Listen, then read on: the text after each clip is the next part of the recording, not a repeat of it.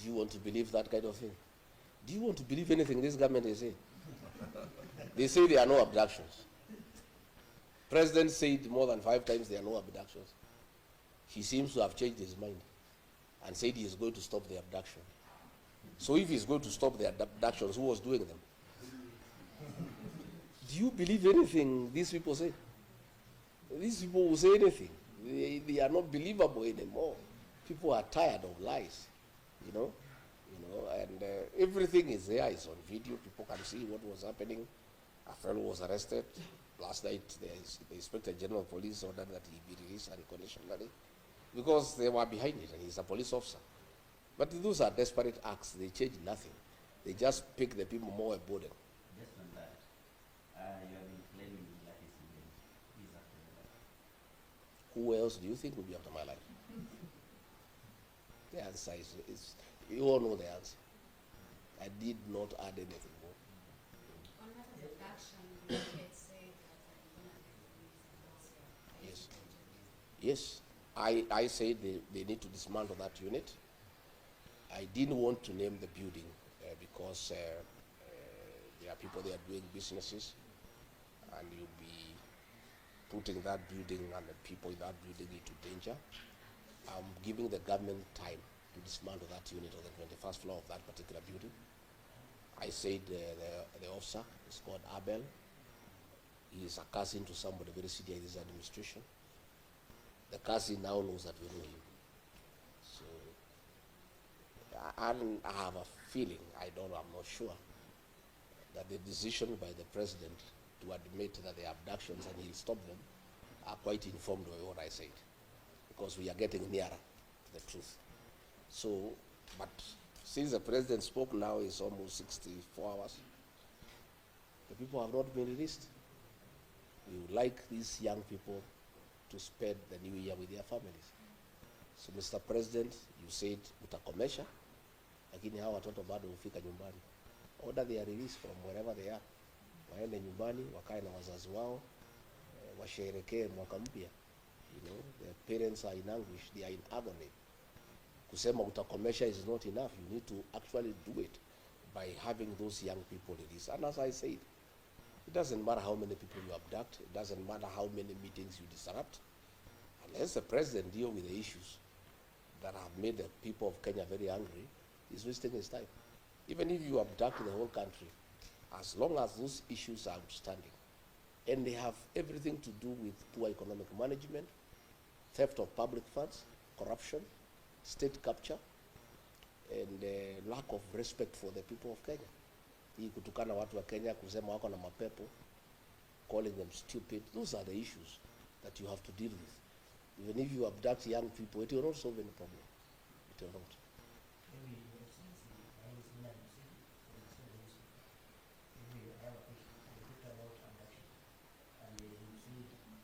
Not only many people who are lost confidence in this regime that you had before.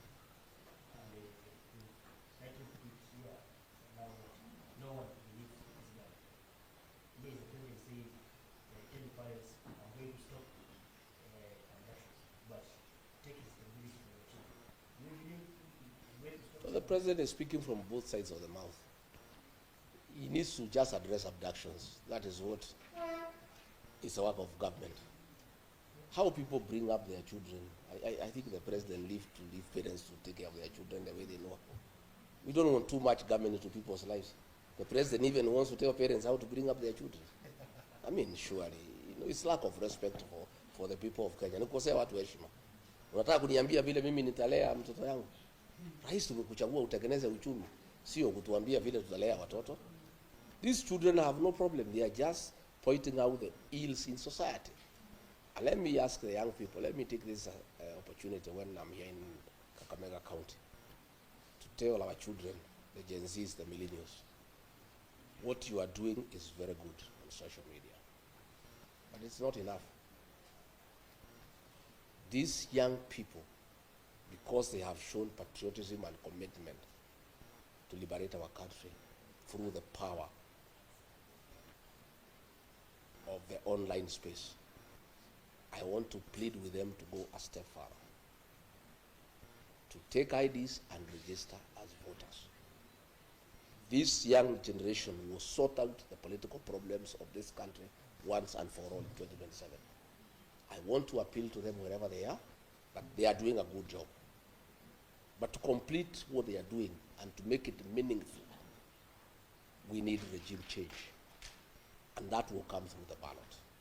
Much as they are doing a very good job on social media, on the X space, much as they are doing very good on TikTok, that is only a certain percentage. But the real job to liberate this country and bring good governance will take place in August 2027. And the young people, who are the majority, have a huge responsibility to sort out this country for us and for themselves, because they are the future of this country. They must register as voters, they must take IDs, and they must leave their homes by 3 a.m. on election day and queue and sort out this country once and for all. That is my New Year message to our young people. That is my plea to them, that we are very happy with what they are doing. They are very courageous, they are very patriotic, but that is not enough. They must go a step further. They must register as voters, and they must come out and join the rest of Kenyans to put a good government into office in 2027.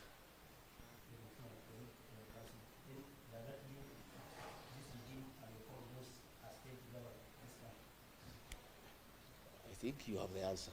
If you listen to the people of Kenya, it's an answer I don't need to tell you. You can hear what everybody is saying. Everybody is disappointed that all the promises that were given have turned out to be lies. And bad as it is to lie on those promises, we continue lying to the people more and more. You have seen the things that are going on in the health sector. You have seen the housing program. That housing program has nothing to do with houses for the people of Kenya. It's about business. Very senior people in government have shares in a company that is manufacturing cement, steel, and iron sheets. And that is why the government wants this housing program to go on. That is why there is a housing levy to get enough money so that the people in the housing department, they force the contractor to sign a subcontract for the supply of cement, steel, and iron sheets with a company where very senior people in this government have shares. That is why if you look at clinker was being imported and cement was retailing at 600 shillings. Because of conflict of interest, senior officials in this administration have shares in a company that is manufacturing clinker. And therefore, they stopped the importation of clinker and said clinker will be manufactured here locally. As a result, the price of cement shot from 600 to 900. That 300 shillings, people in government are having a part of it. So you find decisions are being made, not in the national interest, not in the interest of the country, but because of business interests by people in government. And that is where the housing program is being forced down the throats of Kenya. People are saying we don't want, we can put our own houses. The work of government is not to build houses, it's to give services, water, electricity, sewage, roads, security, good business environment. The work of putting up houses is for the private sector.